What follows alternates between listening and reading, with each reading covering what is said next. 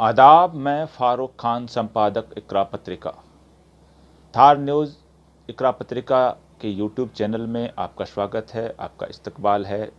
सबसे पहले मेरा आपसे निवेदन है कि आप इस यूट्यूब चैनल को सब्सक्राइब करें, लाइक करें और शेयर करें, ताकि आपका और हमारा रिश्ता है ये और मजबूत हो। आज के इस एपिसोड में हम कोरोना महामारी के अंदर जो मज़दूरों की जो बेबसी है, जो मज़दूरों की जो मजबूरी है, उस पे हम चर्चा कर रहे हैं। देखिए, कल 1 मई का दिन था, मज़दूर दिवस।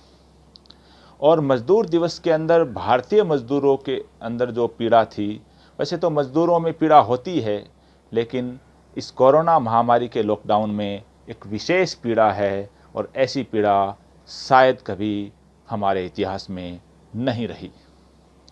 नहीं तो कल मज़दूर दिवस पे हमारे पास ऐसे शब्द थे कि हम आएँ और आकर के कोई एपिसोड करें, क्योंकि मज़दूर दिवस के दिन भी अगर मज़दूरों की पीड़ा कई गुना हो, और मज़दूरों के तो हर वक्त पीड़ा ही होती है, कि आप देखिए कि कोरोना की इस महामारी में सरकार ने अचानक लॉकडाउन किया और लाखों मज़दूर जो बेबस होकर के और अपनी अपनी जगह फंस गए और अपने गाँव में की तरफ वो पैदल ही चल पड़े। आप कल्पना कीजिए कि राजस्थान से बिहार और यूपी पैदल चल रहे हैं, मज़दूर जा रहे हैं। दिल्ली से बिहार और यूपी और बंगाल तक मज़दूर पैदल जा रहे हैं। गुजरात और महाराष्ट्र से यूपी, बिहार और मध्य प्रदेश में मज़दूर जा रहे हैं। उड़ीसा और छत्तीसगढ़ की तरफ जा रहे हैं।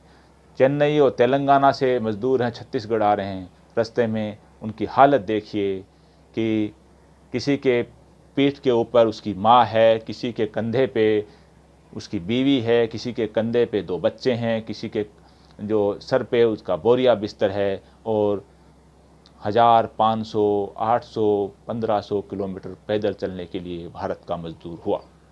ये कितना बेबसी का मामला है, शर्मनाक मामला है और बड़ा ही अफसोसनाक मामला है। मैं कह रहा हूँ कि सरकारें दावे कर रही हैं, चाहे वो केंद्र की सरकार हो या अलग अलग राज्यों की, कि हम मज़दूरों को उनके घरों तक पहुंचाने के लिए गंभीर हैं, कोशिश कर रही हैं। लेकिन मैं स्पष्ट शब्दों में कह रहा हूं कि इस करीब 1.25 महीने के लॉकडाउन में जो मज़दूरों की बेबसी है, उसको देख करके रोना आता है, उनकी उन तस्वीरों को देख करके, उनकी उन वीडियो को देख करके। और मैं एक स्पष्ट शब्दों में कह रहा हूं कि सरकारें, चाहे वो राज्य की हों, चाहे वो केंद्र की हो, उन्होंने मज़दूरों को घरों में पहुंचाने के लिए कोई गंभीरता नहीं दिखाई। अगर गंभीरता दिखाते तो सैकड़ों किलोमीटर से मज़दूर हैं, वो पैदल चलने के लिए, दर-दर ठोकरें खाने के लिए मजबूर नहीं होते। देखिए, मज़दूर है वो हमारे देश की रीढ़ है, और इस कोरोना महामारी में रीढ़ एक तरह से टूट चुकी है। और सबसे बड़ी चीज़ ये है कि सरकार ने बिना किसी तैयारी के, केंद्र सरकार ने अचानक लॉकडाउन की घोषणा कर दी, और मज़दूर है वो पहले से ही मजबूर था, वो पूरी तरह सड़कों पे आ गया, पूरी तरह बेबस हो गया, पूरी तरह मजबूर हो गया।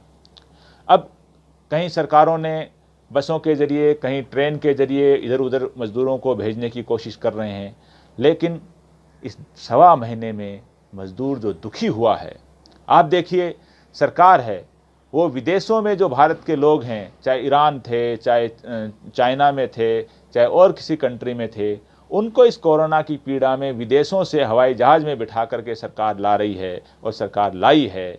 और कोटा जो एक कोचिंग हब है, यहाँ से भी विभिन्न राज्यों के जो छात्र छात्राएं थे, उनको, उन छात्र छात्राओं को सरकारों ने कैसे भी करके बसों के ज़रिए इनको अपने अपनी जगह पहुँचाया।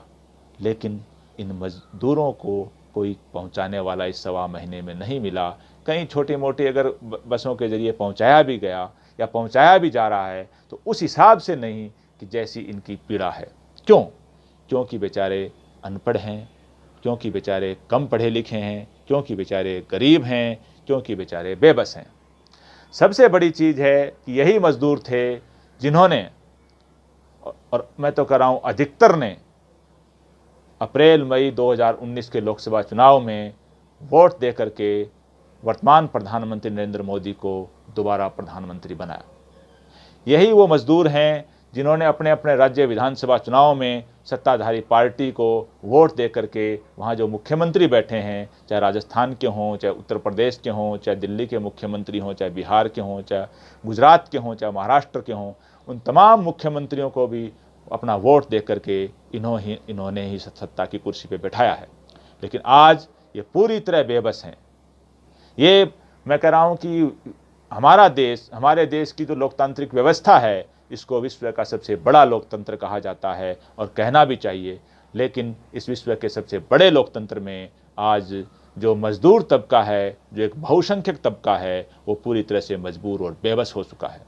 सबसे बड़ी अफसोस की बात तो ये है कि लोकतंत्र का चौथा स्तंभ जो कहा जाता है, जो प्रेस को, पत्रकारिता को, मीडिया को, हकीकत तो ये है कि मीडिया के अंदर कुछ चैनलों को और कुछ अखबारों को छोड़ करके इस पीड़ा को भी उन्होंने किसी ने गंभीरता से नहीं लिया। जो कुछ हुआ है वो अपने लोगों पे, यूट्यूब चैनल पे, जो वेबसाइट चैनल के ऊपर और सोशल मीडिया के जरिए लोगों ने इस मुद्दे को उठाए हैं। लेकिन जो मुख्य धारा का जो मीडिया है, उसका एक बड़ा हिस्सा ऐसा है जिन्होंने मजदूरों की समस्याओं को गंभीरता से नहीं उठाया।